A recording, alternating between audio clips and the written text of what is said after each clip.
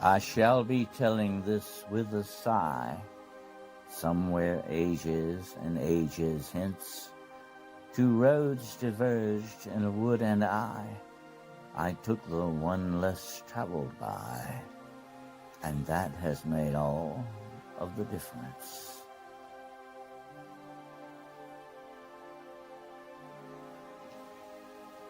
There are many secrets and mysteries in this world, strange places and events that call out to us to explore and investigate. These realms of the unknown and the unexplained are waiting for us, just over the horizon and down a dark road. Join your host, Dennis Carroll and Gerald Fountain, as we take the road less traveled.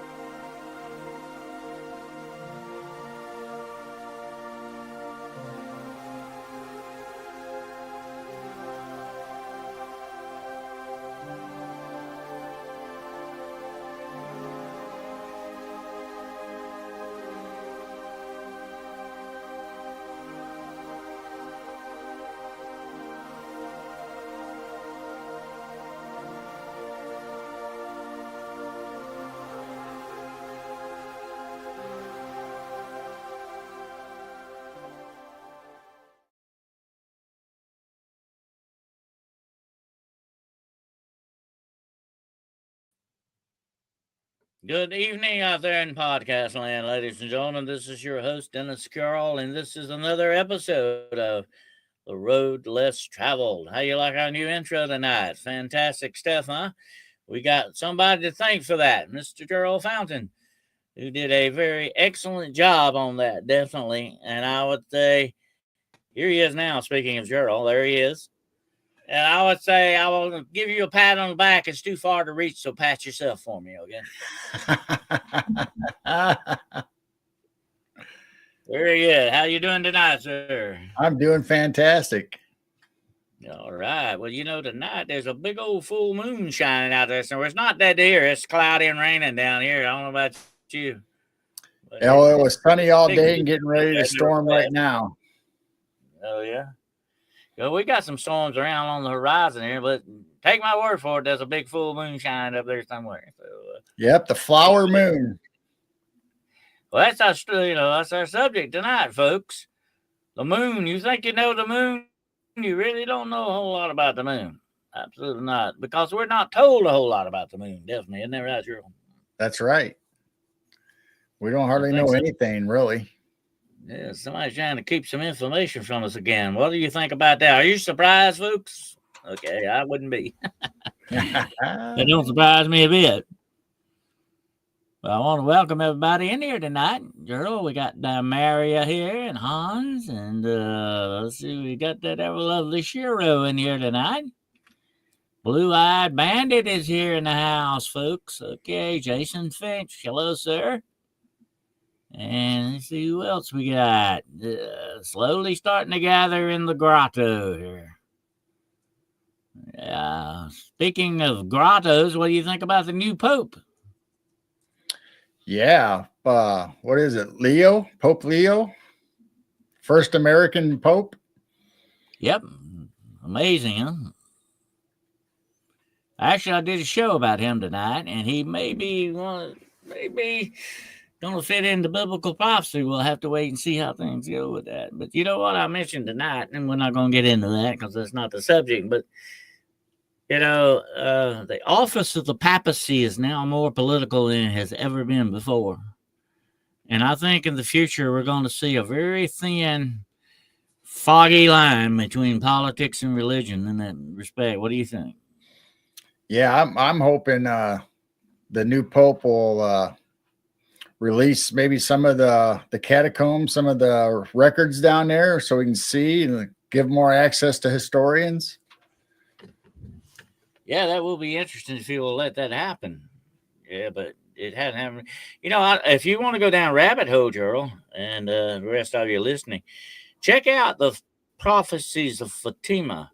The last prophecy may never have been told. They supposedly told the last prophecy, but I think there's a big cover up going on in the church. And here's something freaky now. I won't say any more. I'll let you do your digging on this because this is a deep rabbit hole. But the one that I think it was Sister Lucia was the last surviving member of the trio that had, Right. the incident at Fatima and Yep. Fatima. I'm sorry, I won't say Fatima. I don't know why. It's Fatima. Anyway, supposedly she got substituted with somebody else, and the church has covered it up. I don't know, there's a lot of weird stuff going on with that. I've been watching this lady, and I'm gonna recommend her, Gerald, to you and everybody out there listening. The name of the show is The In Between. And the lady that does the show, she is one of the best podcasters I've ever heard. Her name is Carol Ann. Check her out, folks. You will be glad you did. Wow. She is really good. She talks about everything paranormal, vampires, the hordes. And she talks about the Vatican and all that. So you need to check it out. Carol Ann on The In Between. It's on YouTube. Cool. But that is a very interesting rabbit hole, folks. I'll tell you what, that's just a mechanism of things that go on government. There's a lot that we're not being told about. And the moon's one of them, is it not, Gerald? It is. Mm-hmm. I don't know why. Well, I want to ask you this right quick before we get started. Did you hear about the fact that they worked this out mathematically and space-wise? They should theoretically never been able to get to the moon with the spaceship they had at that time. Right. Yeah, have you heard that? Yes, I have. Mm-hmm. What do you think about that? Honestly, I think we put on a good show just to beat the Russians. I do think we have been to the moon, but not in the previous Apollo missions like they said we did. That's very true. They probably did that to freak out the Russians. What do you think? They just had to beat the Russians. That's all they had to do. They had to freak them out, make them think that we were doing something that wasn't. That's a possibility, definitely. I've heard so many theories over the years. I supposedly watched it that night many, many, many moons ago. Watched them for supposedly the first time on the moon. And what really struck me as strange, even as a child, when I saw that, was it was so theatrical. You know what I mean? It was so I'm gonna say like entertainment in that way. It didn't look like to me, even at that time, like that was something really going on. You know what I mean? Right. See, I didn't even know about the conspiracy till later on in life, but when I was a kid growing up, in 1969, and after that, I thought we really went to the moon, just like they said. But now that I know better and don't believe everything they say. Mm-hmm. Well, even then, that struck me even when I was that young and didn't know that anything about conspiracy theories either, that it was kind of fake looking to me. You know what I mean? It just, it was hard to say, oh, God, that's really real, to believe that. The only thing I don't understand is how they got real-time communication back and to a landline to the president's phone when we can't get good cell phone service here or nothing. Hans here says that he went to the Huntsville Space Museum a couple of weeks ago. There are scientists there that answer questions by visitors, and he said I just wonder what kind of questions people have for him. I don't know. I have some questions for him if I was there. I'd probably get escorted out. But I probably I probably would get thrown out or arrested. They wouldn't want me there. Definitely. There's been a lot of places like that. I was borderline getting arrested for asking the wrong questions. Anyway, there's a lot that's been said about the moon, not just that. And we're not going to talk about just that tonight, though we're going to bring that up. But, there's a lot of theories about the moon, like the moon being really a spaceship that is hollow, that is an artificial satellite made to look like a natural satellite.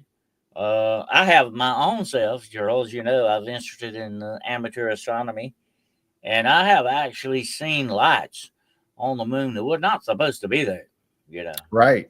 And that got my curiosity up. What, or who or what the heck is that? And here's one interesting question we're going to talk about tonight, and I want to see what you think about it. If we did go to the moon, why haven't we gone back? Why? All these years later, how many years has that been now? 30 years? All that many years, we have not gone back. Why? Were they warned away from the moon? Was there something there they don't want that told them not to come back? Or what? Right. Yeah. You have to wonder. That's all the same possibility. I mean, we've either lost the technology and they say they don't have the records and the tapes and all that anymore, but we definitely should have the technology. If they could go back, if they could launch a rocket with the technology they had in 1969, I can't imagine in 2025 we don't have better technology and better equipment to get to the moon. And here's another thing to think about, okay? This will stretch your mind a little bit. What if they don't go back because they know this time, technology being the way it is, they couldn't cover it up as being the real thing? Oh, yeah. That's another interesting thought. They wouldn't get away with it this time. No. Unlike the the Blue Origin fiasco. Katy Perry and all them pretending they went up into space. Hans said, I raised the question, possible that the rockets back then had a different fuel or something. Why would that be? And the guy got mad about it and said Elon Musk is an idiot. He never even answered. That's evasion, my friend. They're really good at evasion, okay? Yep. Misdirection and evasion. That's what I said on the podcast tonight, Gerald. A lot of times we need to look at the questions that's not being asked. The ones that they don't want to talk about. You have to wonder. Absolutely. I mean, I can't imagine calling Elon an idiot. You might not like him or his politics or whatever else he's doing, but he definitely knows a lot about rockets, or at least he hires people that knows a lot about rockets. So, well, the man is a genius. We know he is a genius. He's been clocked at genius level, okay? You got to say that about him, whether you like him or not. He's an intelligent man. He's not stupid. You know what I'm saying? Right. And, you look at people that have a reasonable amount of intelligence, and you got to, kind of go with them if they know what some things they're talking about, if they're not, in on the game of covering stuff up or whatever the situation is. I believe he's kind of honest in ways because nobody owns him. Okay. Put it that way, Yep. That's the thing. Nobody can pull strings. Nobody can pull your strings, Gerald, if they don't own you. You know what I mean?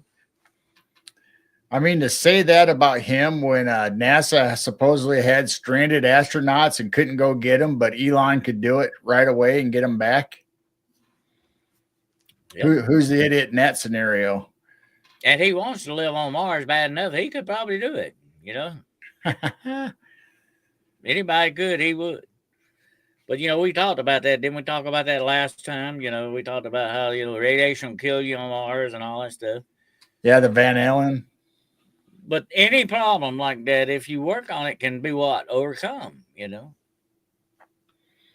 That's the only problem I have with the earlier launches, the Apollo ones, that they said that they went through the Van Allen radiation belt.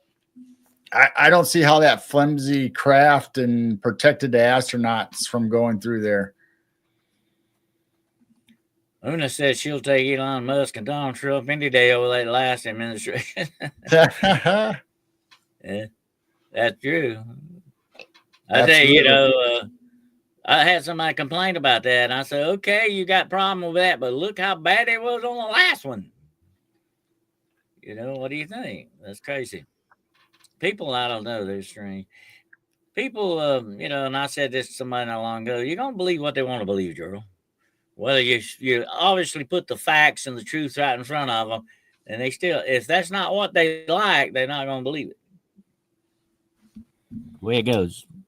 Way it goes. Not only that, you're not supposed to wear jewelry in outer space. Well, I got a news flash for everyone. It just came out that Katy Perry stood in a puddle of water for 5 minutes and now has declared herself a deep sea diver. I see those. I see those memes of her all over the place. Oh yeah, they all everywhere. Yeah, but that was the biggest bunch of I don't know. Only somebody that owns Amazon would come up with that, right? Look, this is a great way. Think about this a minute, folks. Nobody's talking about this. Katy Perry and all the rest of them, there were no normal people on there, okay? Well, no normal everyday people. I want to see some everyday people going to space. I want to see Joe that works at the corner gas station go, okay? I want to see that. But that was the biggest PR thing in a long time, folks. That was nothing but a big advertisement for Amazon, okay? That's what that was. Propaganda. Absolutely.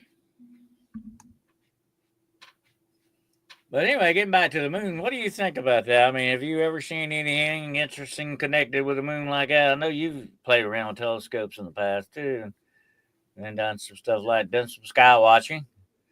Have you ever seen anything that you would consider strange with the moon? The only thing other than, people talk about, like you said, the flashes on the moon, the lights, the blue gem, the crater that glows blue. Mm-hmm. But on the way home, I worked second shift when I was working, and on the way home, I'd always look up in the sky, kind of glance up there and always look at the moon when it was out. And one night, the moon was not in its normal place as far as I would see it every night. It was off, and it was egg-shaped and oblonged this way. It wasn't round. It wasn't crescent. It was this egg-shaped, period. And the face, the man on the moon, the face wasn't, it was all distorted and looked weird. And I called Jane up on the cell phone, told her to go look, and she saw it too. Let me ask you this. Was it over the horizon, a pretty good ways over the horizon? Yeah, it was still up in the air. It just wasn't in the right location. Atmospheric distortion going on with it. No, it was up in the sky. It was high up there, but it just wasn't in the right place. It should have been in one place when I was seeing it in another. Because I look at it every night on the way home. When it's up and not visible during the day. Okay. Well, the reason I asked that, sometimes when the moon comes up, it looks real big. You know what I'm talking about? Right. Yeah. Over the horizon. Yep. It's the distortion of the atmosphere does that. Yeah. Nope. It would have been directly south, so it was already up for quite a while. That would bother me if I was supposed to be there and it's not in the right place. You know what I mean? I know. It's a weird feeling. First, it took me a while. I was like, am I imagining it? I couldn't believe it. It's like, and the shape was just so weird. I was just in awe, really. That is weird. Egg shape, huh? Yep. I've never seen the moon look like that. Definitely not. Maybe it was just me. You wasn't drinking or anything at night. Now, why did you? No. Nothing harder than Pepsi. That's what I told somebody the other day about the bottled werewolves. They come in a bottle. Gotta watch out for them, folks. Okay. We're not dealing with a bottle moon, That's weird. That's weird. I've seen all my life. I've seen some weird, because I'm, like you and I are both like that. We look up a lot. We're paying more attention than most people do to the sky. And we see more. You believe that, don't you, Gerald? That's true. Yeah. You see more. The more you look up, the more you're gonna see. Right. And I've seen some weird stuff. I mean, I won't go on it tonight. I mean, that's a show for another time. But I've seen a lot of weird things up there, and I know you have too. So there's a lot going on up there, folks. You need to start looking up once in a while. That's right. The Krypton Hunter said a few months ago there was some egg-shaped UFOs taken out of a cave in Antarctica. Yeah, I heard about that. Something about that supposedly egg-shaped. You don't think that wasn't Mork, was it? Remember Mork? Mork and Mindy. He Yeah. he had an egg-shaped spacecraft. Yeah, he looked like an egg, definitely. No, that hit the internet all over. It was like a green footage, like night vision, and they were lifting an egg up from a helicopter and transporting it. Yeah, I remember seeing that. Yeah. You know what, though, Gerald, and that's another show for another time too. But there's a lot of weird, freaky stuff goes on in the Antarctic, and I think there's a whole lot we're not being told about that area. Definitely, there's a big cover up going on with that, just like the moon we're talking about. Right. There's a lot of stuff we're not being told, and like I said before, that's that distraction going on. They want to distract you from other things so that hopefully you'll forget about it. And that's what I was talking tonight. Since we were talking at the very beginning about the Vatican, I was doing a show about that tonight. About the child molestation thing that went on with the priest. They never really truly addressed that. They swept it under the rug. Right. They just moved them around or out of jurisdiction so they couldn't be prosecuted. Yeah, and that's what a lot of things get done in this world. They sweep it under the rug and hope you won't see the lump there. You know what I mean? I mean, that helps when you have a big enough organization that you have churches all over the world where you could just move them somewhere out of the area. Mm-hmm. Well, it's like I said tonight on that show. I actually did a great show with the Duchess there on that. It's going to be more political in the future, folks. Religion is going into politics now, big time. Just wait and see. That's where it's headed. And it's headed there because of a very valid reason. That's what's going to happen. Okay? That's what's going to happen. And it's definitely, the lines between the politics and religion are becoming more and more blurred.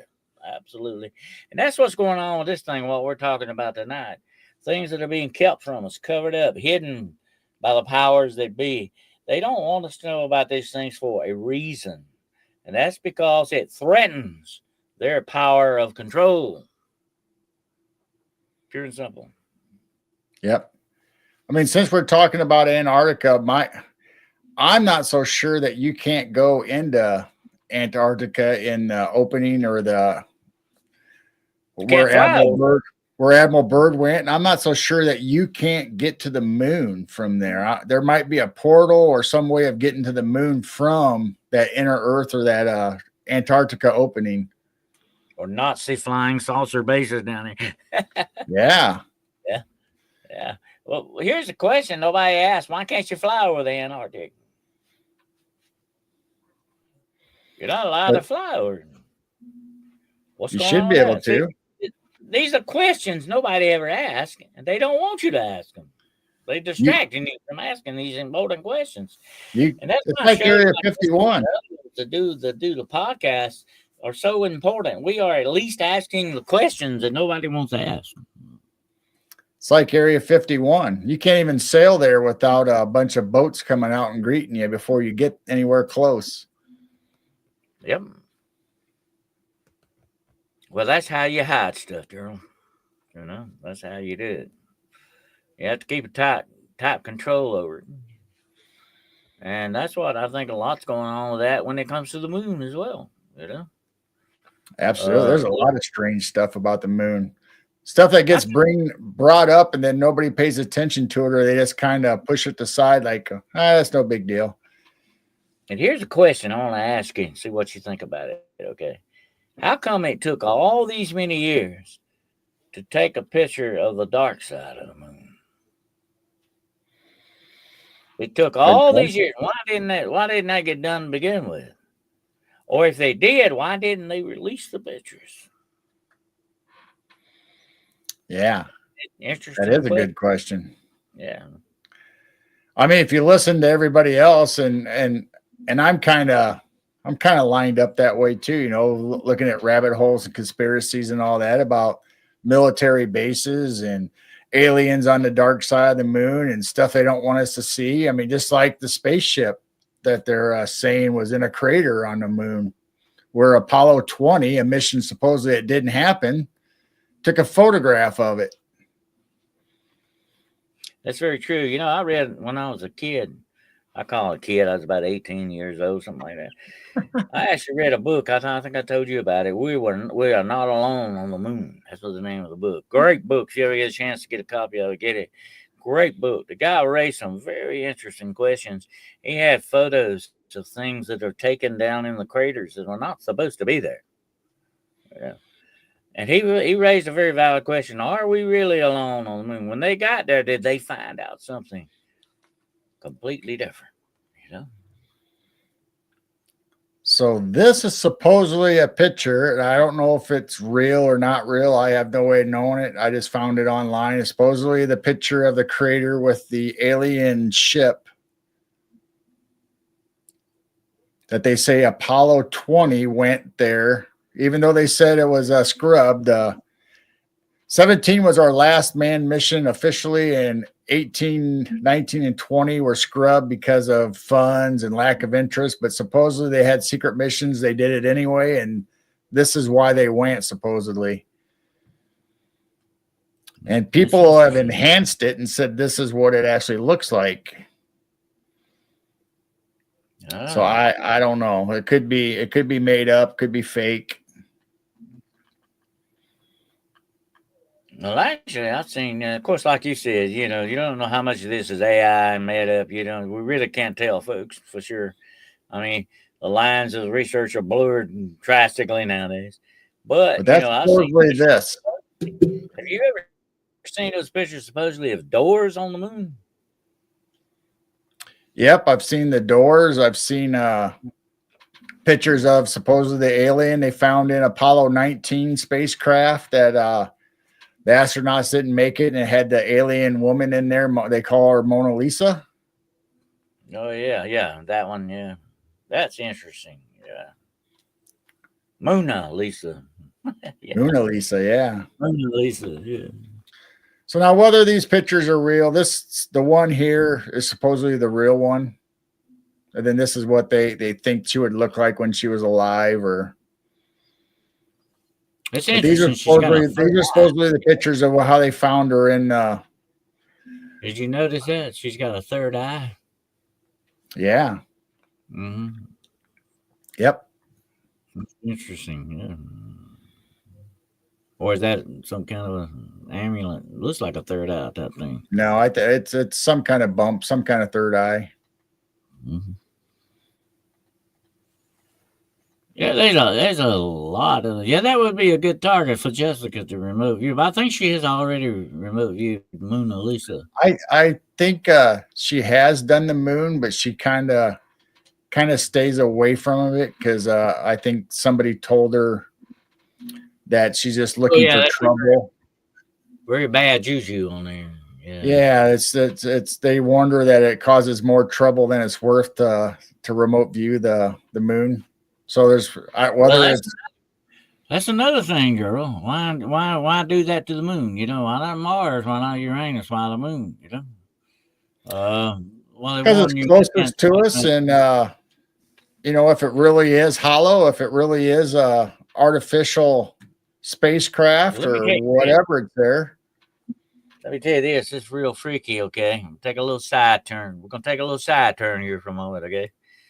There are supposed to be government teams in place of remote viewers that can strike back psychically at you.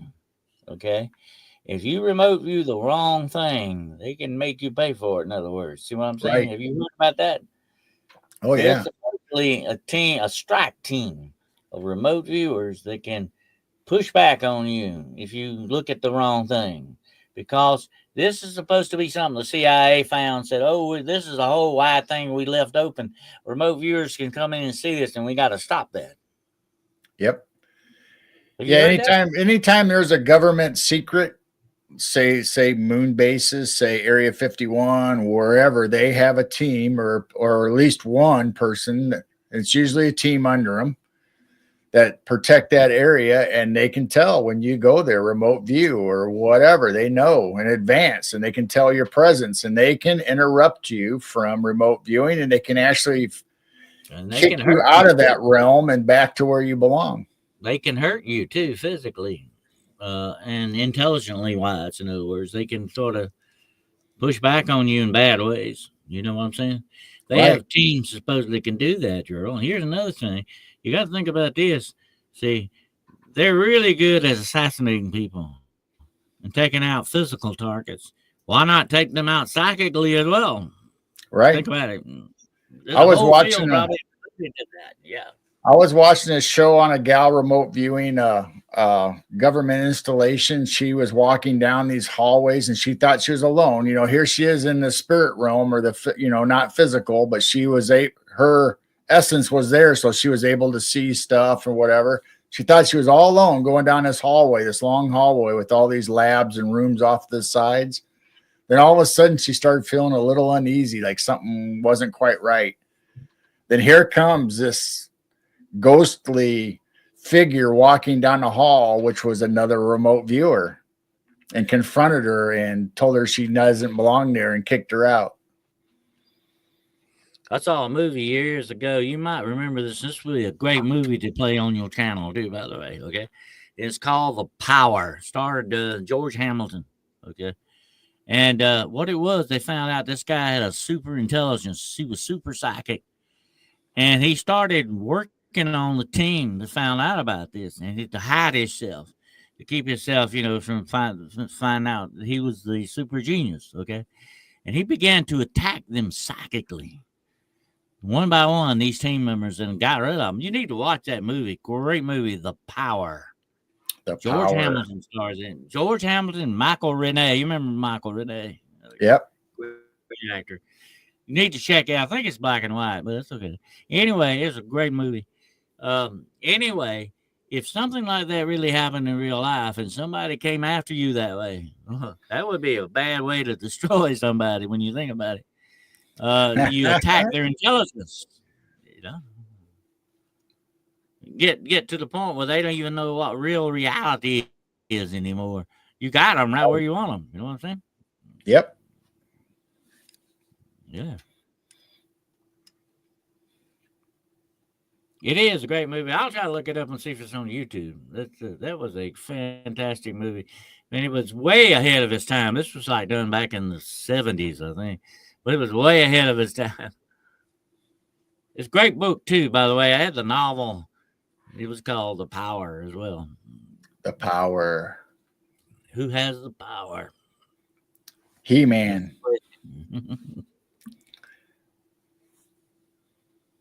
But yeah, you know, there's a lot of things going on in this world. Like I said, Earl and I both said this before, folks.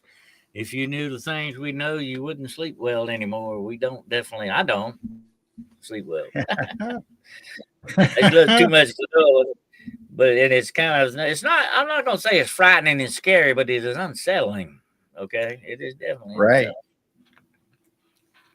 I mean, since we brought up remote viewing and stuff, you know, when you're sleeping at night, you know, if you astral travel or your spirit goes somewhere or you're dreaming even, you know, there's talk of the government being able to come into your dreams and control you that way, or to meet you in the astral realm, just like remote viewing. You know, they have teams that'll find you and get you there. They can do it in your dreams. Here's something freaky to think about too, Gerald. What if I were a psychic assassin? I could kill you in your dreams. That's right.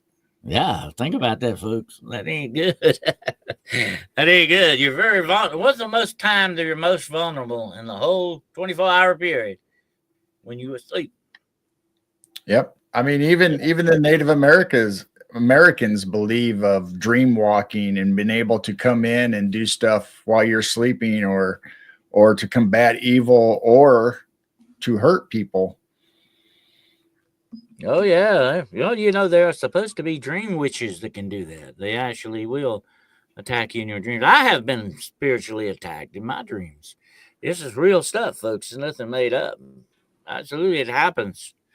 And if it starts happening on a regular basis, you better look for help. Definitely. You better try to find somebody to help you out, because evidently somebody's trying to unalive you in a big way.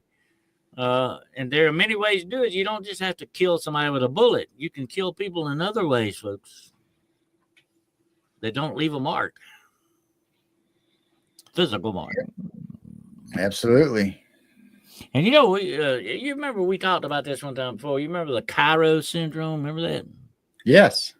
That was supposed they got sick and all that. They got disoriented. They got dizzy, and they never could figure out what that was. Maybe if it wasn't infrasound, which they think it probably was, if it wasn't that, if it wasn't some kind of high energy beam projectile of some sort, what if it was something psychic they launched against them? Absolutely. Mm-hmm. Yeah, if it wasn't an EMF wave or some kind of frequency, like you said, microwave that affected them. And that's what they think it was. They think they were projecting those high frequencies. Sometimes low frequencies do worse things to the body. But yeah, psychically, there's no reason why they couldn't have had a remote viewer, or they couldn't have had somebody like we're talking about, whether it's witches or a shaman, doing this, these enchantments and getting into their dreams and thoughts. And the programs in Russia and China are bigger than the ones we have. That's very interesting when you think about it. That could be very dangerous. And that's what we're talking about here. We'll give it a name, Gerald. Psychic warfare is what it is. Absolutely. Yeah. I mean, we thought the Cold War did away with Russia and their money and military and all that. Don't be surprised that the KGB still isn't working deep in the Kremlin on all these projects. They still love psychics and ESP and all the special abilities, and they're way beyond what we know. If you're still listening, Jessica, that would make a great show, Psychic Warfare, okay? That's right. It would be a good one. That would be freaky stuff. I wonder if you could psychically give somebody a lobotomy. It's a possibility. Or you could do something to the point where it would destroy their brain without actually be giving them like a severe stroke. You know what I'm saying? Or ambulism type thing. In the brain. Maybe it's like a power. You could affect the flow of blood in the brain. You could get a lot done. You know what I mean? Well, I mean, you wouldn't even have to do that. You would just have to interrupt the nerve. There's a lot of chemicals in the brain. You just have to interrupt the communication between left and right brain. You could effectively immobilize the brain. Yeah. Psychic lobotomy. And you can do it psychically. Yep. Psychic lobotomy. That's what I'm calling it from now on. But it would have the same effect. It may not be done physically as a lobotomy, but it would have the same effect. Right.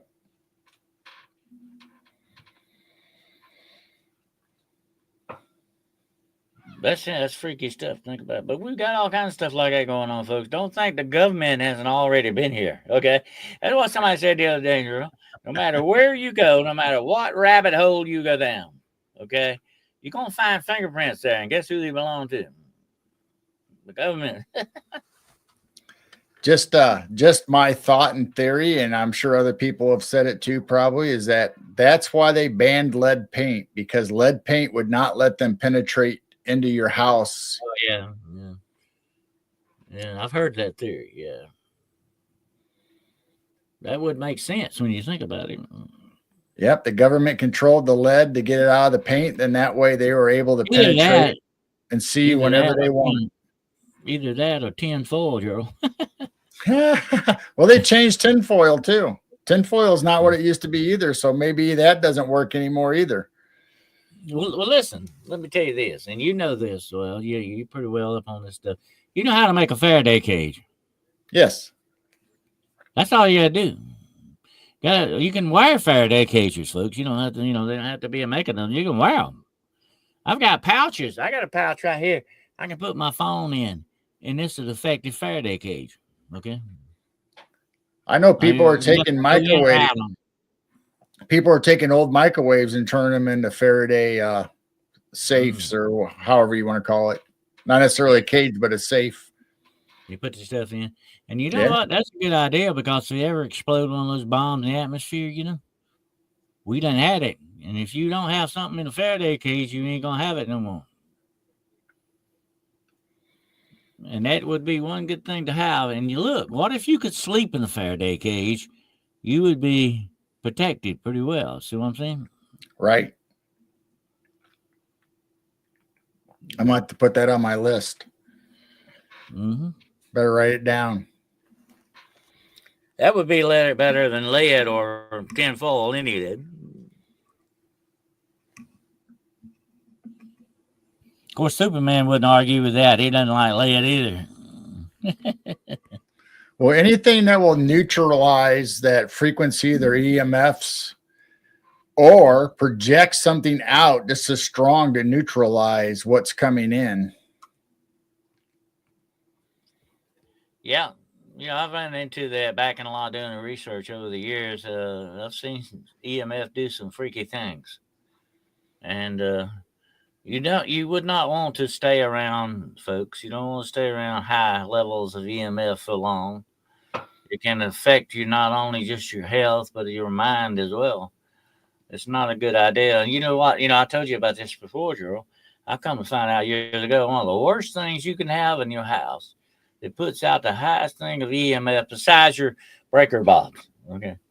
And that is a doggone a radio clock. It's just on the bed. Those things are nothing but EMF generators, folks. Yep. And that can't be good, sleep under that for 8 hours a day, man. Can't be good. I got rid of mine years ago. When I found that out, I got rid of mine. Just like not too long ago where they were exploding cell phones in their enemies wherever they wanted. Well, you can't tell me that they cannot send an EMF or a frequency through a telephone line, through an internet cable line, through a cell phone. And Israel did that. They exploded. Yeah, absolutely they did. You remember that? Yeah, absolutely. That's what I'm talking about. You can't tell me that they don't have the technology to send it to your personal cell phone to emit an EMF or a frequency if they wanted to, or through your internet cable, through your telephone line. They can send that out if they wanted. They can overheat and explode. I'm saying they can physically send a signal through your phone lines or your cell phone to I tell you what, put that frequency inside your house. Something like that going off in your pocket ain't gonna do you any good. It's gonna hurt. And if it don't kill you, and here's the thing about it. Listen to this, what I'm about to tell you. Most of those terrorists that got killed, they had the phone in their pocket, and guess when it went off? Guess what? It hit the main artery in your leg. They bled out. Think about that, folks. Next time you put your cell phone in your pocket. Okay. Remember before all that, every once in a while you'd hear a report of somebody's battery blowing up on their cell phone.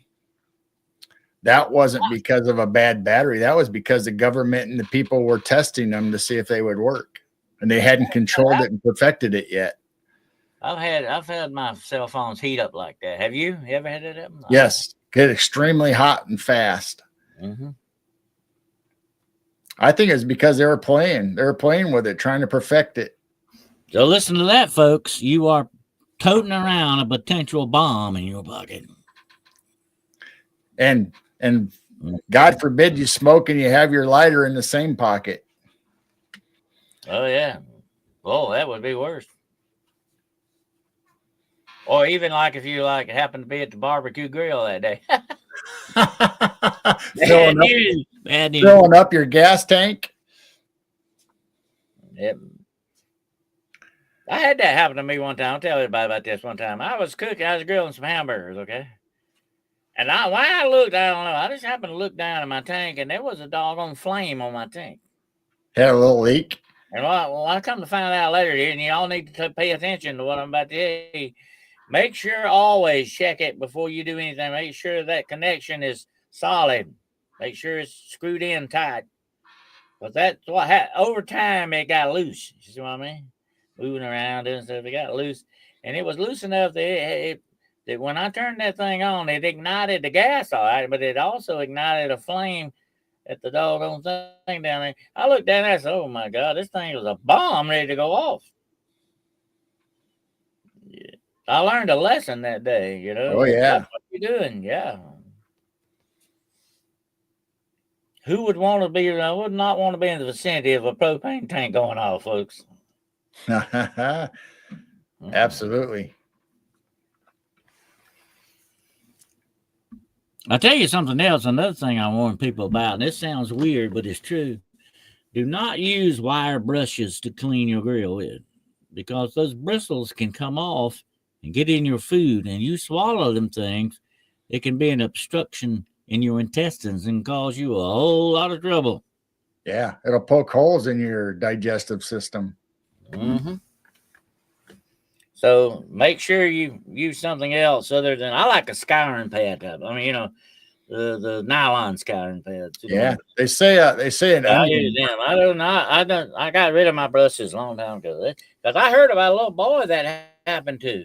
His daddy was grilling, and he didn't know it. But one of them bristles got on the hamburger. He get a little boy ate it like they killed him. Yep, they say cut an onion in half and use the onion while it's warming up to clean it. Mm-hmm. So yes, you have to watch what you're doing. There's some stuff out there that can get you real in a bad way. But anyway, we're getting back to the moon. The interesting thing about the moon, and here's another question I'll bring up. Okay, look at this effect upon human beings alone. Okay, now I've been in law enforcement, and I can tell you on the night of a full moon like tonight, things can get crazy. Okay, it can. Well, whether that's the moon or not, it just seems that's the way it goes. Now, there may be some statistics that say I'm wrong about that, but most police officers will tell you different. Yeah, you got the really freaky on the full moon, girl. And that's you not got just they call it full moon madness or werewolf disease. Yep. And yeah, there used to be superstition not to sleep in the light of the moon or you'll go crazy. That's where we get the word lunacy from, you know. Yep, lunatic comes from that. So they thought the moon had an effect on the human brain. And they looked at the seas. It does move the seas. Think about the power of the moon a minute, folks. It's moving those tides in and out. Look how much water that's moved. That's power, folks. That's power. Dams don't even move that much water, do they, Gerald? No. Man, come on, think about it. And that's the effect of the moon on this planet. What does it do to you? Right. You gotta wonder about that, you know. I mean, we have ancient civilizations that talk about when the moon was not in our sky. The Zulus and Sumerians talk about when the moon wasn't there and the land was basically a firmament where we had a mist, a constant mist in our atmosphere. And then when the moon came in, got in its perfect orbit, you know, it's not too close, not too far away. It started controlling the tides. We got 4 seasons. We didn't have 4 seasons before the moon. Then the moon came in. We got 4 seasons. It settled the water down, and all that mist dropped down. And that was when what was it called? Here's what you got to look at, Gerald. Okay, and I agree with your statement 100%. But think about this: that moon is definitely under some kind of intelligent control. Think about it. It's perfect, in the perfect position to do the things it's doing. One little millisecond off on that thing, it would flood cities, you know, take out coastlines. You understand? That moon is under some kind of intelligent manipulation. Yep, absolutely. It's in the perfect place in the perfect time. And like I said, when it came into orbit, it gave us the 4 seasons, controlled the seas, because they were talking about when they had tidal waves that were 400 feet tall. Now we have a constant. Here's another question for you: if it's not God, what is it that's controlling him? Well, if you go by what the Zulu and Sumerians say, there was 2 brothers that were gods that brought the moon here. The Yeah, I heard that. Aniki and Enlil were the two gods that brought the moon to our atmosphere. And if anybody knows the Sumerians, that they say the Anunnaki created mankind, and that's why they brought the moon. And you know, a lot of ancient depictions of the moon of the gods have the moon god has two faces. You understand? Yeah. Yeah, we don't know. Maybe there's a face on the backside, the dark side of the moon, the evil side and the light side. Freaky stuff, man. Freaky stuff.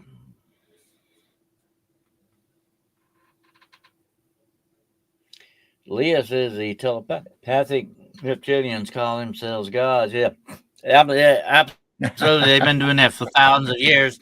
They are demons, my friend, and they want you to worship them as gods. That they pulled a fast one on the whole part of humanity to get them to believe that those are really gods. They're false gods. They're fakers. They're not the real deal. But they got everybody fooled in believing something else.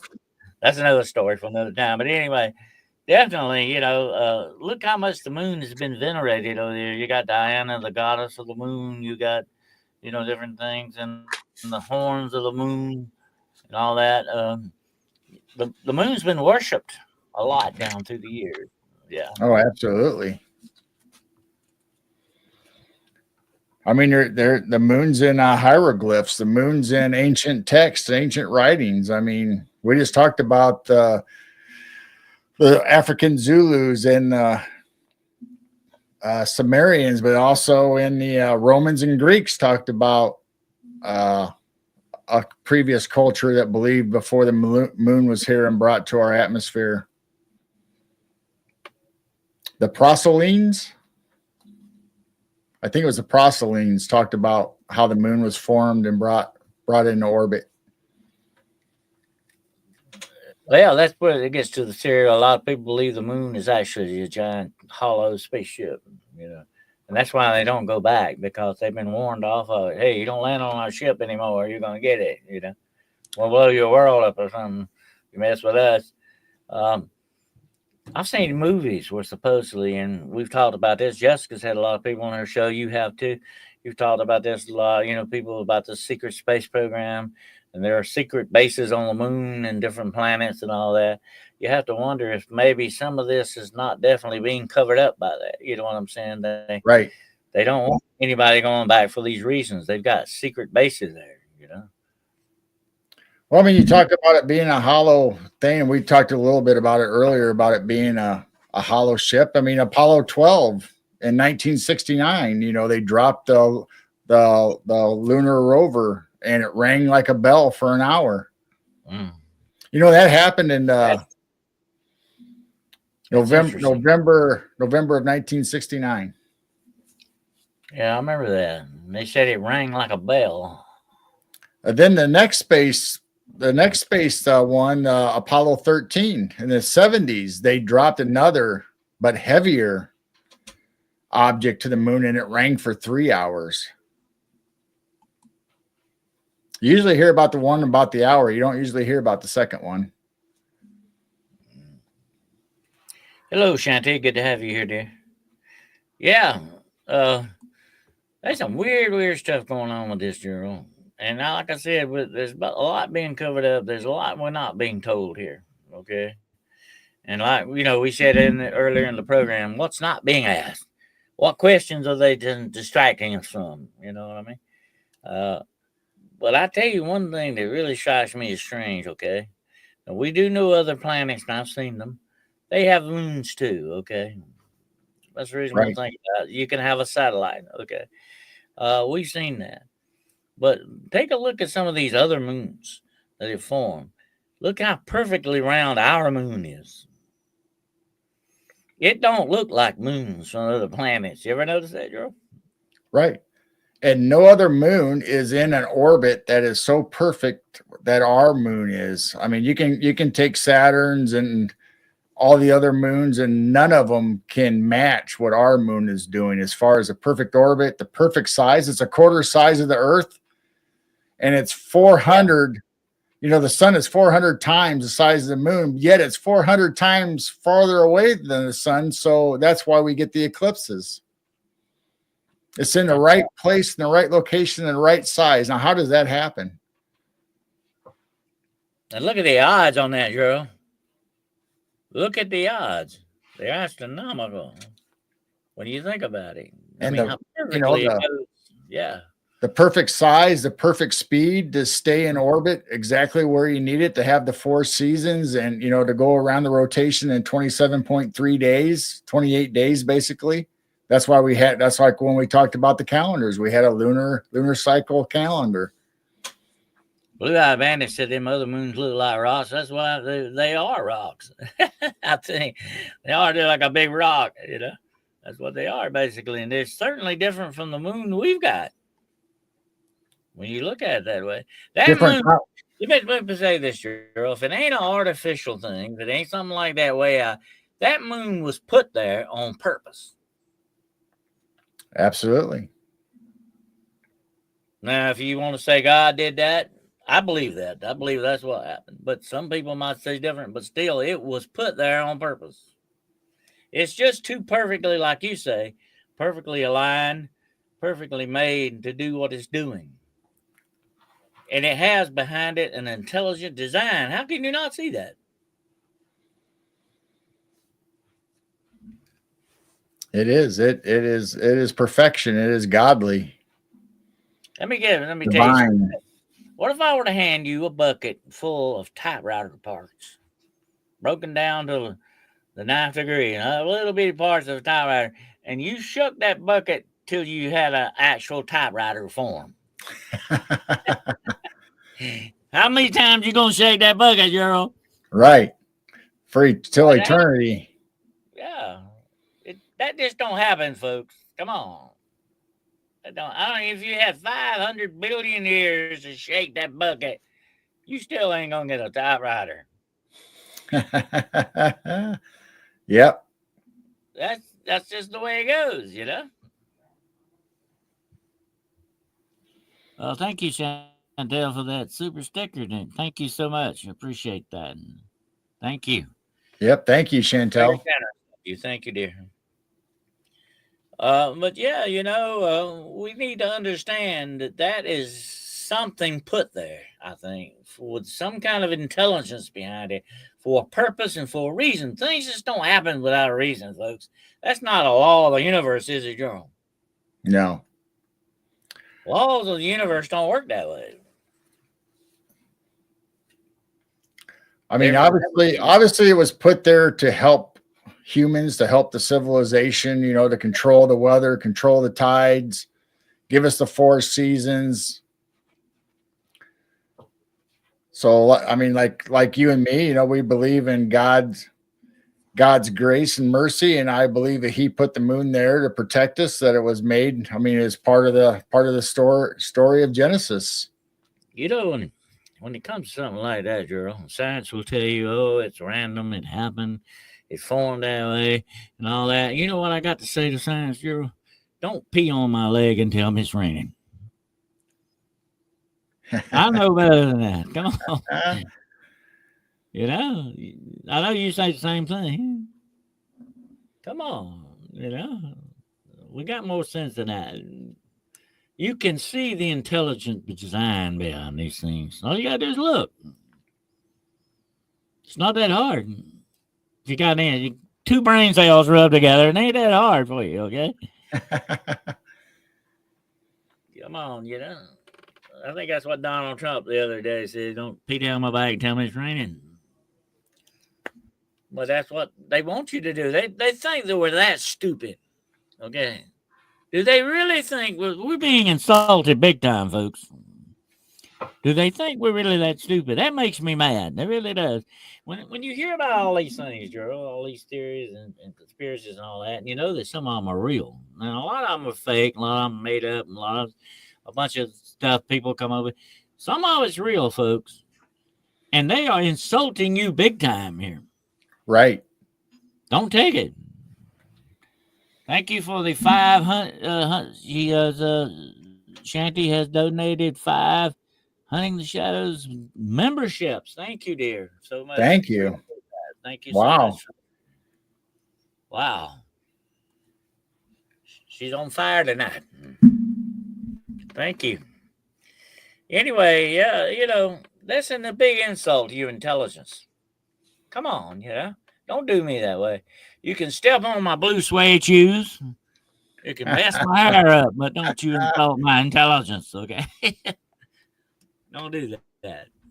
I can't stand that. I don't like to see other people done that way either, do you, Joe? I mean, come on. Right. That's not good to do people that way. That's not right.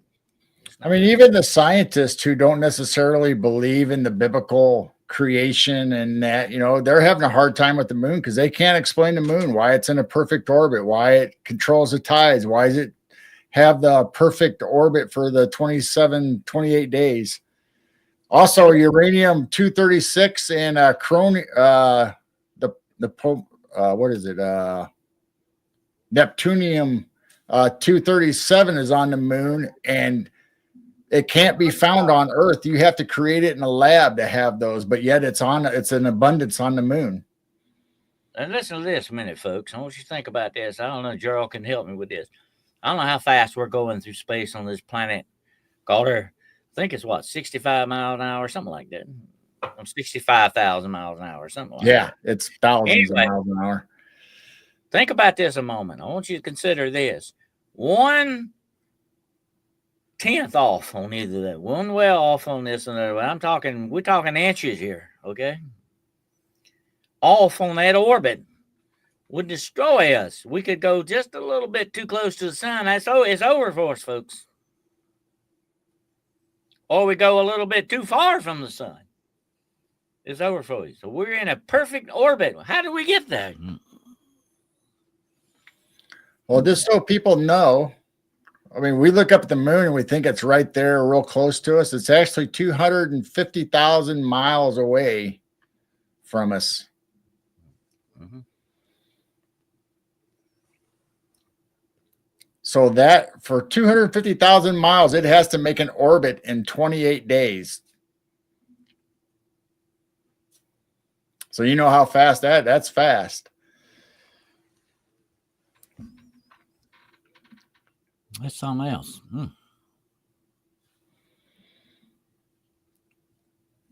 So that brings up another thing, that it's moving that fast, 250,000 miles away, and we're supposed to believe that in 1969, with the technology we had, we got there in the first try. No problems.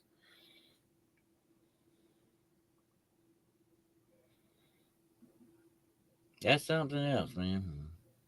That's amazing. You know, I've read. You remember that style? You remember that Twilight Zone episode? Everybody was burning up, and it turned out they were really going away from the sun. They were really free. Remember that? I've always thought about that. How very close we are to the edge. What if it did deviate 1 meter from either way? You got a big problem. It is moving. Yeah, out of orbit. Something is definitely holding this world right now where it needs to be, folks. Okay. Something has definitely got us with it. You got to be blind if you don't. I'm sorry. If you can't see that, you blinded yourself to what's really there. And, I was talking about that on a podcast earlier tonight about discernment. Some of us definitely need a big dose of discernment sometimes. Okay. we're missing the whole point here. Some of us are. So we need to understand that there's definitely an intelligent design behind all of this. And that goes with the moon, not just Earth. That goes with the moon, all the other planets and stuff as well. There's something definitely going on with that. And if you can't see it, I feel sorry for you because you're missing the whole point. But you have to wonder about some of these things, though. You're all getting back to the mysteries of the moon itself. Is it really hollow? If it's hollow, is there anything in there? You got to wonder about that too. Or is it just empty space? And there's so much about our own planet we don't even know. That brings it all together. I mean, you have the ringing of the bell, making it sound like it's hollow. You have the Zulu civilization saying that the two brothers, even in the Sumerians, the two brothers that put the moon there, it's hollow, and that the lizard people or the reptilians live inside. Mm-hmm. Could be. I don't know. Listen, there's another old legend. The demons in this world, guess where they're supposed to come from, girl? The moon. The moon. There's a lot of stories about that. The demons come from the moon. And that there's supposed to be like a bottomless pit on the moon itself, or another dimensional type portal, or whatever you want to call it, that's on the moon that these things emanate from.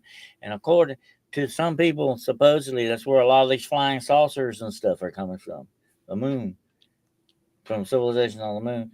And here's another thing. I saw a crazy movie about this one time.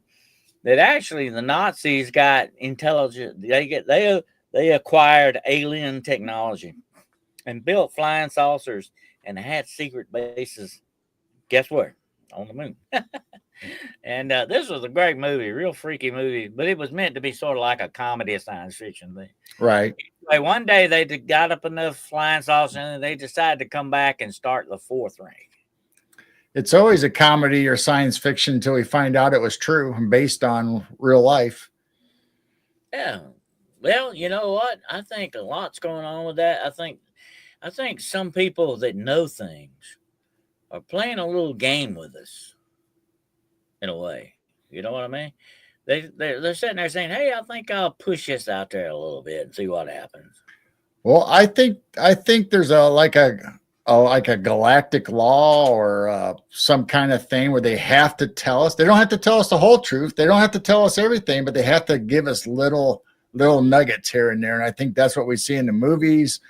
I think that's why the Simpson predictions come about. I think that's why we find out, in the long end, that all these conspiracy theories that they were saying were lies, or there's actually truth in them. I think because they have to tell us a little. They don't have to tell us the whole truth, but they have to tell us something. Yeah. That's something about that too, definitely, But there are, I think, a lot of hidden truths in this world, Earl. Definitely. And they're hidden for a reason. And maybe you're right. Maybe there's some kind of galactic law that says you can't just come right out and say it, but you can insinuate it. Kind of thing. Got to be subliminal about it. It's kind of like reading the fine print on a sales receipt or an app. They got to tell you, but they don't have to make it plain sight, or it's up to you to dig in and find the truth. That's what the devil always says with his contracts. Don't worry about the fine printing, folks. You don't need to read that. That's nothing. Don't worry about that. That's what you really be worried about, right? Never. The spots on the moon are different than they were when I was a kid. Well, that is strange. I've noticed some peculiarities with the moon. They don't seem to be like they once upon a time were to me.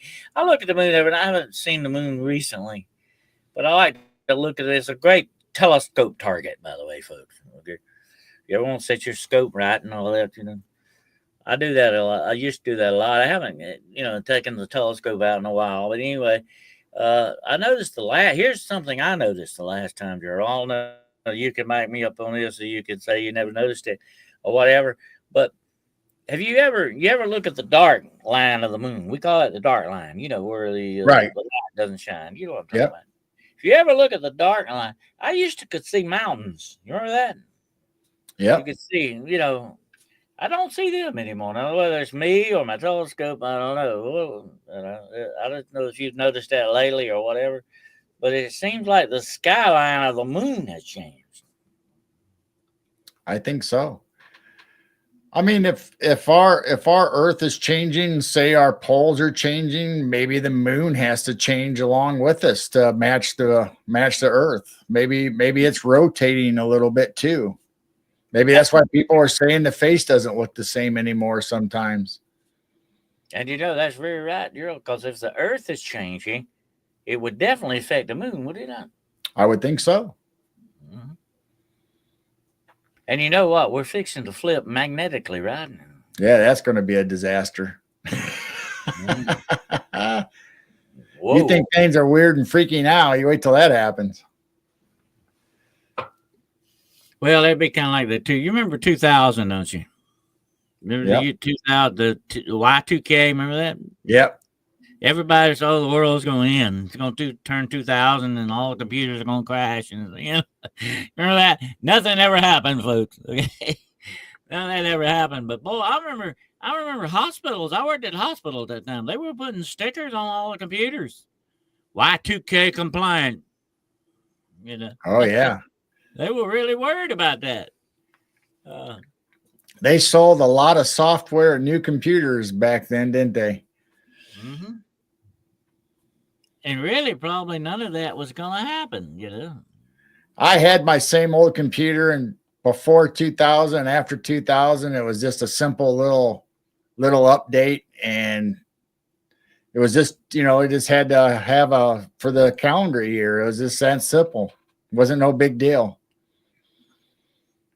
That's true there, Shanty. I blame it all on my telescope, okay? It's not me. It's not my age or nothing. No, it can't be your eyes or your age. Stupid telescope. It probably needs cleaning. Need a better lens. Anyway, yeah, better lens, or better eyes to see it, definitely. But a lot of times we freak out over things that are not necessarily going to happen, but we believe it. We look at the bad side, sometimes thinking the worst is going to happen, and we're pleasantly surprised when it doesn't. That's good, Right.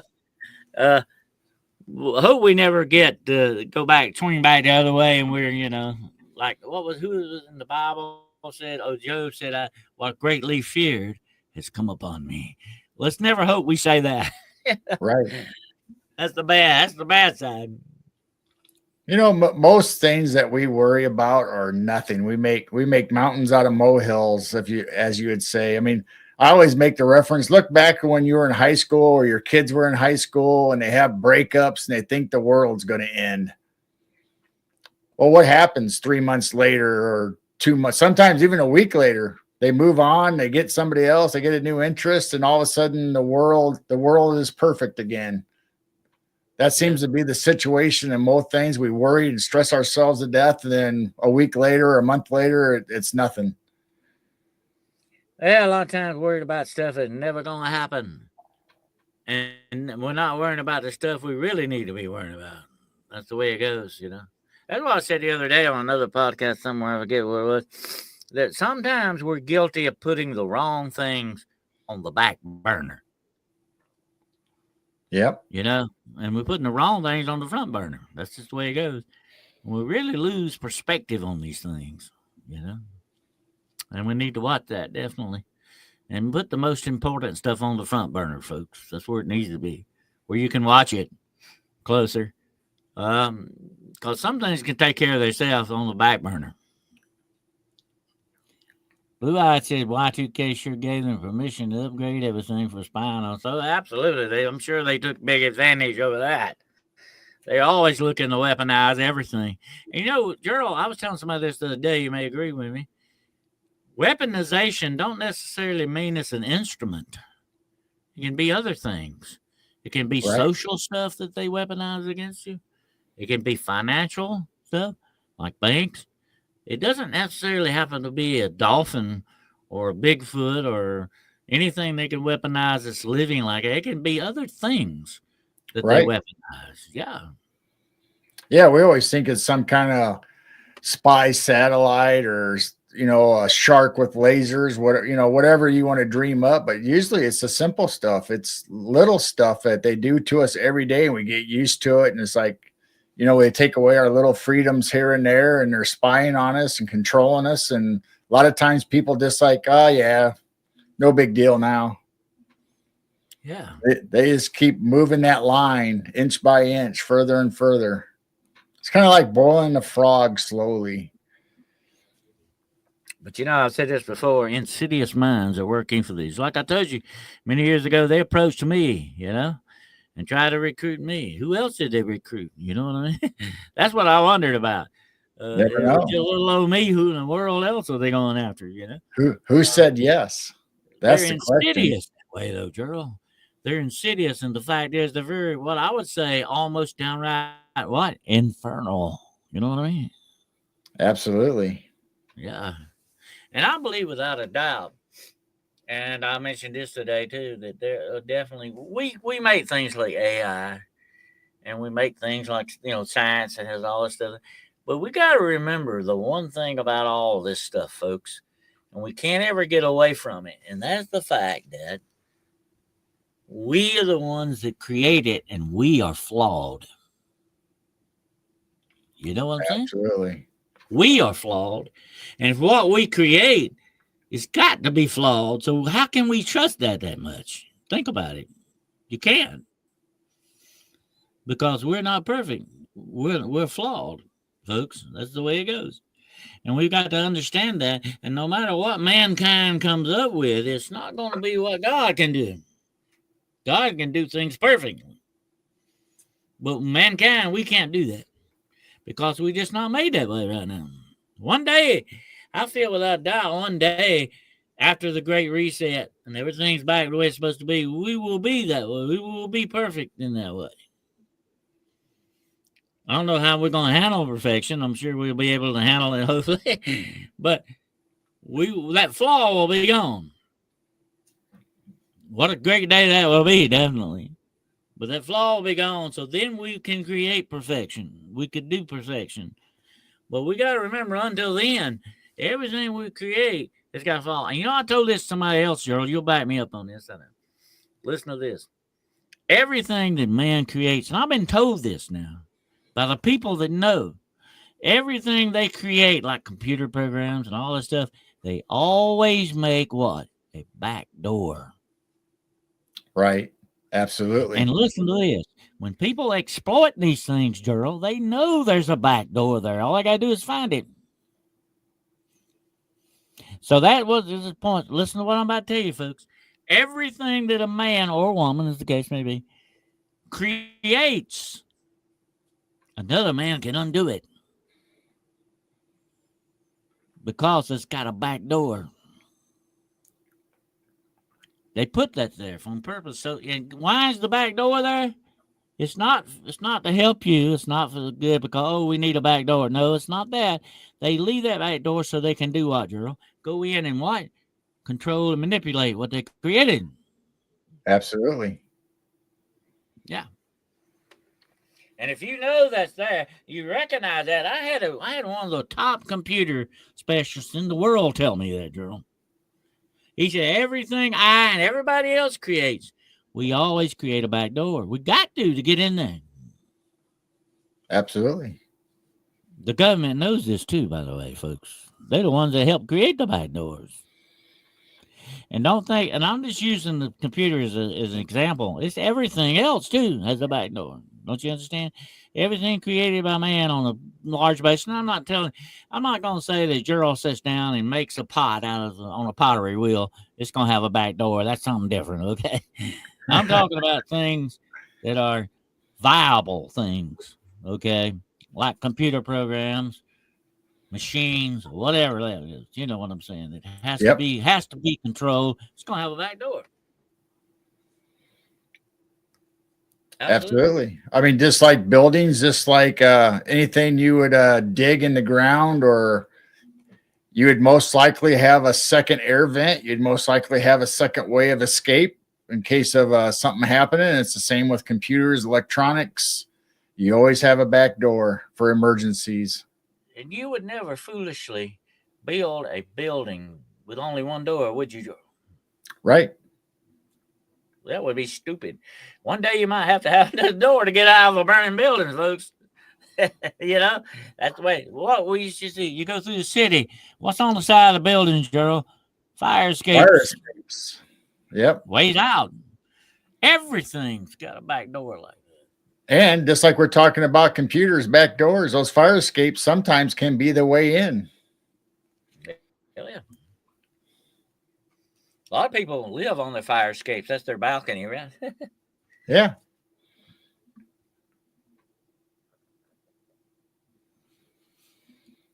But you know what? Even God recognizes those back doors. God said in the Bible, I will never put you in any kind of situation that I don't make you a way out. You're going to ever rarely have a situation that you don't have some way out of it, one way or another.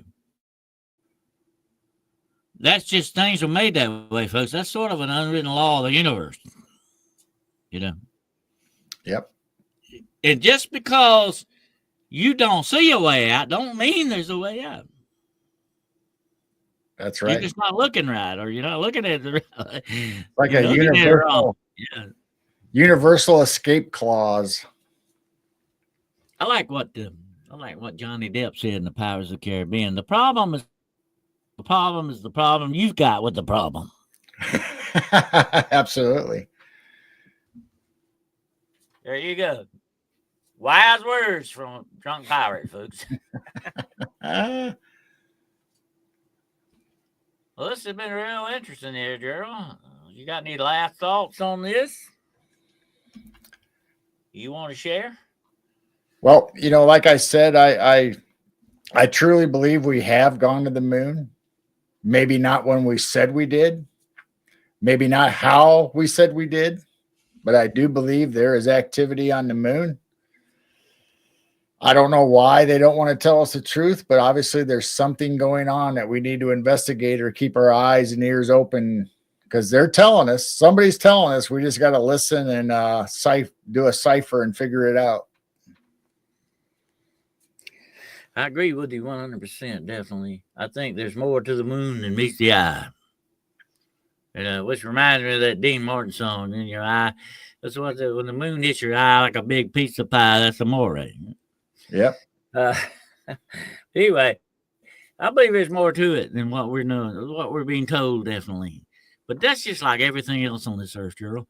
A lot's being hidden from us. A lot they're not telling us, And just me and you can agree on that with these kind of podcasts and stuff. That's what we need to fight against, folks. That's what we need to push back against. They are actively keeping the real truth away from us. And that should not be tolerated, not 1 second. Right. Absolutely. I mean, I guess I'll leave everybody with what Neil Armstrong said in 1969. They're here, they're parked around the rim of the craters, and they're watching us. Yeah, I remember that. That was a very interesting statement, was it not, Drew? Yes, it was. I think, like I said, lots been covered up. And why? Here's another question I thought about too. And I didn't mean to ask this earlier. A lot of the tapes supposedly made on the moon, a lot of audio and visual, have never been shown. Now, this great achievement that took place, why would they do that, Gerald? Right. There's a reason.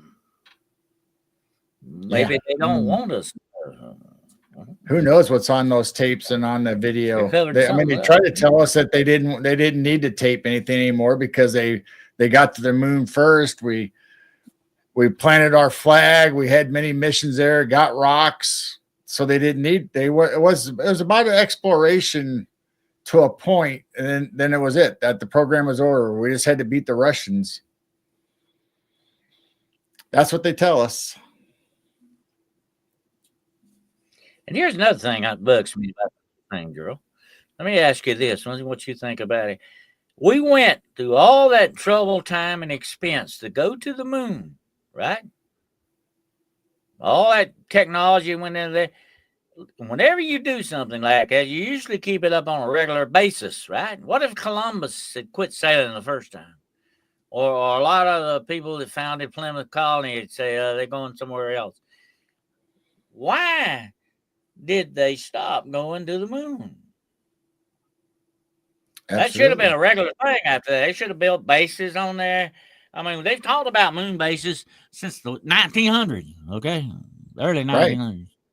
Jules Verne talked about it. Yeah. Well, now I want to ask you that question. Why didn't they go back? They should have been something they've been doing from now on. We're going to do that on a regular basis. You fly to Hawaii, you fly to the moon. Right. If they could do it, if they had the technology and the equipment to do it, I mean, there's titanium, chromium, zirconium. There's all these rare elements on the moon in abundance that are rare on Earth. So we could have had all these great minerals if they would have just went up there and kept collecting rocks and bring them down. And the rocks they did collect, they gave a lot of them away. They don't even know where they're at these days. They don't know where the moon rocks are, a lot of them. That's another weird thing. Why are they giving away so much valuable scientific research? That's crazy. I don't know. There's a lot of questions. Tonight, when you look up at the moon, folks, you're not looking at just an orb sitting up there. Okay. You're not looking at a rocky planet that's trapped in our gravity pull. You're looking at a big enigma, a big question mark. Because there's a lot of stuff we're not being told and a lot of mysteries about the moon that still need to be solved. Right. Absolutely. I mean, you look up at the moon, you see God's promise never to flood us again. And what does the moon control? Our environment and our seas and our water, the tides. Yep. Well, that's another thing you can look at. Okay, folks. Definitely. I agree with you, Gerald. When you look at the moon, that should be a number one thing to tell you that God is still in control. Absolutely. Absolutely. It is a sign of godly control, that moon is definitely a symbol showing you that there's somebody really in charge of this universe. Okay. And it's certainly in the U.S. government. Okay. Okay. Absolutely. Well, this has been great, Gerald. Been interesting. And you could probably do a part 2 and a 3 on this, definitely. I'm sure we could. But it is very interesting, and we'll see what we come up with next time when we travel down the road less traveled. But we appreciate you all for being here tonight, all the very kind memberships and stickers you've given us. The support is greatly appreciated. Trust me, it truly is from the bottom of our hearts. Definitely, we appreciate and thank you for that. And we thank you for your support by just coming here, showing up and being part of our chat room, definitely, and giving us some of your feedback and input. We consider that to be very valuable, right, Gerald? I mean, that's right. Absolutely. We love to hear from you. Oh, yeah. We like those answers and questions you come up with. Absolutely. So anyway, we appreciate your being here tonight and showing your support for the road less travel.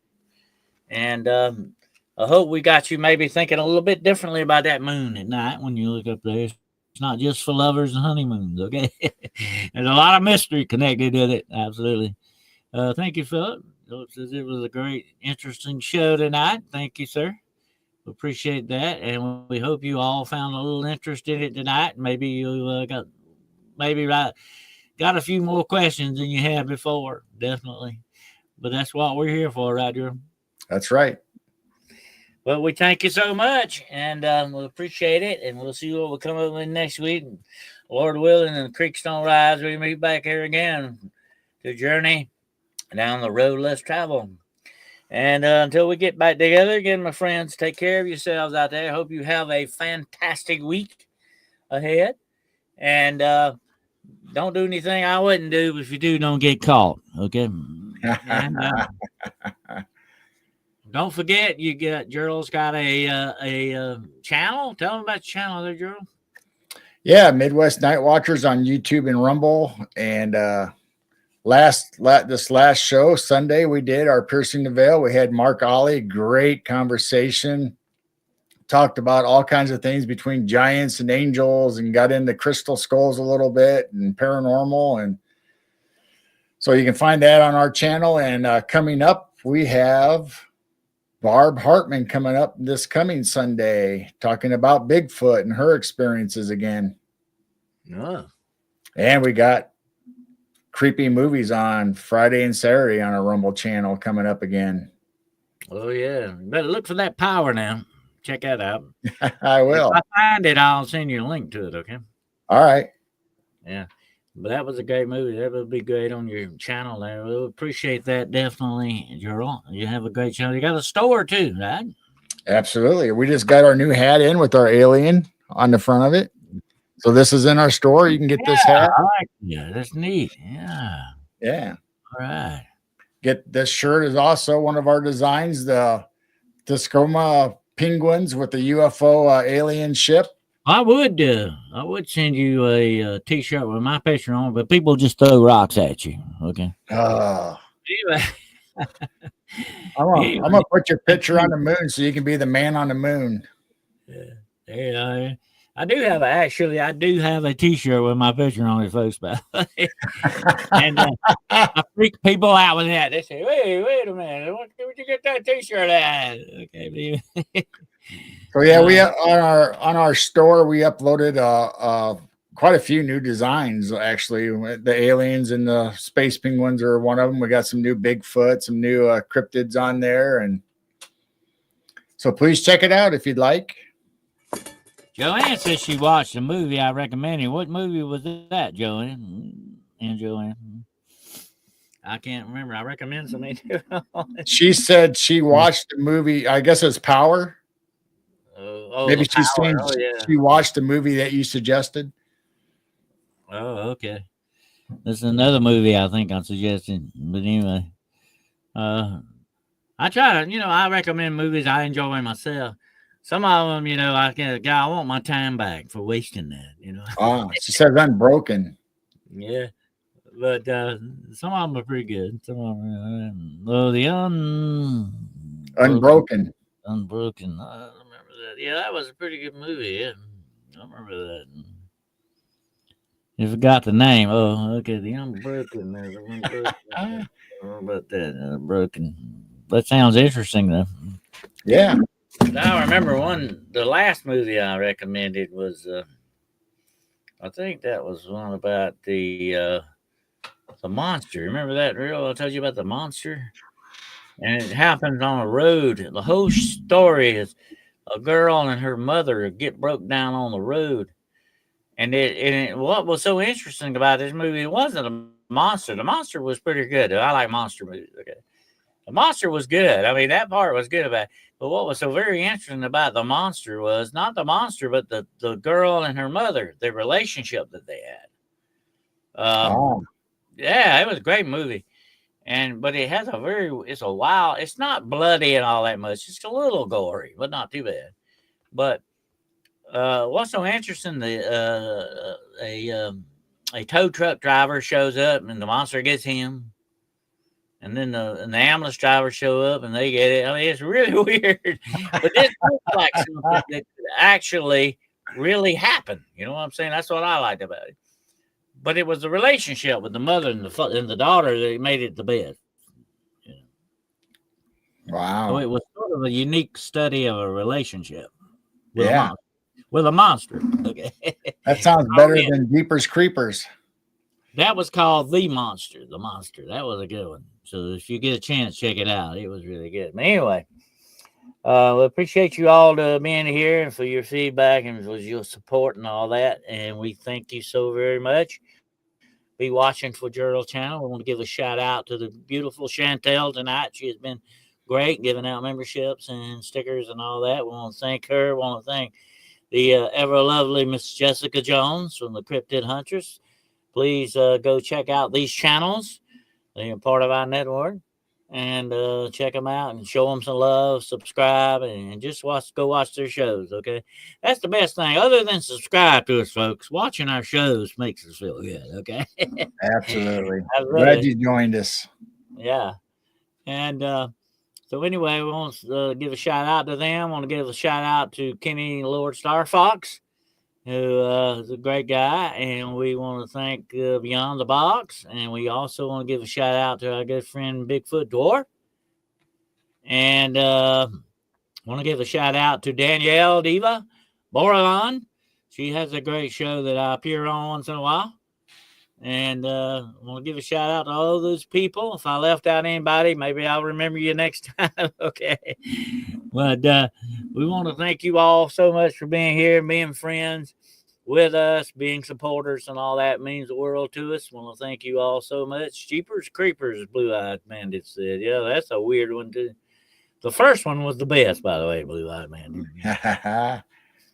Anyway, we appreciate you all so much. It's been a great night, Earl. I think we're going to turn the moon loose now for you folks. There you go. And let it get back to that. And we thank you so much for being here until we get together again. Take care of yourselves. Godspeed and bon chance, bon ami. And faith over fear. Hold the line. That's right. Keep looking up. Go out and check the flower moon out. Super moon. There you go. See you next time.